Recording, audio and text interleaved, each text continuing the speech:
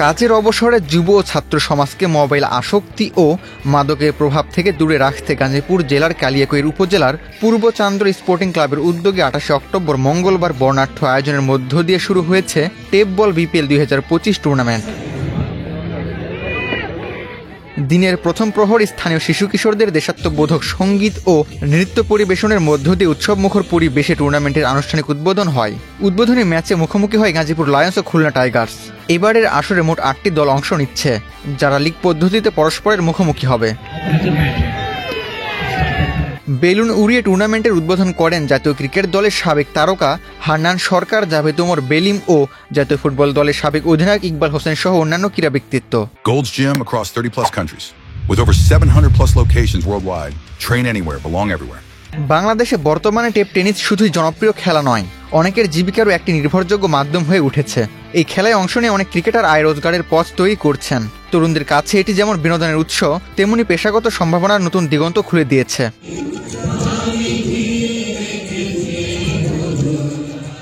এলাকাবাসীর ভাষ্যে প্রতিটি জেলায় যদি এমন উদ্যোগ নেওয়া হয়, তবে তরুণদের মধ্যে ইতিবাচক মনোভাব ও সামাজিক মূল্যবোধ আরও দৃঢ় হবে। সুষ্ঠু ও সুন্দর সমাজ গঠনে এটি হবে এক অনন্য দৃষ্টান্ত।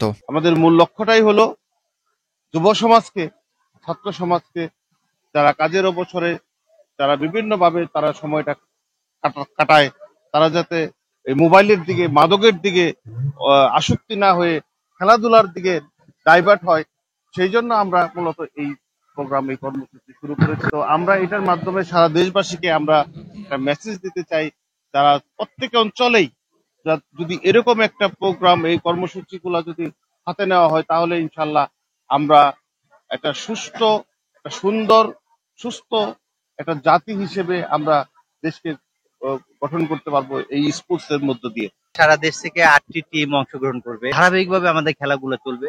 আগামী 8 তারিখের মধ্যে আমাদের ফাইনাল খেলা ধারাবাহিকভাবে চলে। হয়তো 7 তারিখ আমাদের একদিন গ্যাপ থাকবে, 8 তারিখে ইনশাল্লাহ আমাদের ফাইনাল খেলা হবে। উদ্বোধনী অনুষ্ঠানে প্রধান অতিথি হিসেবে উপস্থিত ছিলেন গাজীপুর জেলার মাননীয় জেলা প্রশাসক নাসিফা আরেফিন। উদ্বোধক হিসেবে উপস্থিত ছিলেন গাজীপুর জেলা police super doctor Chowdhury Mohammad Jaber Sadek.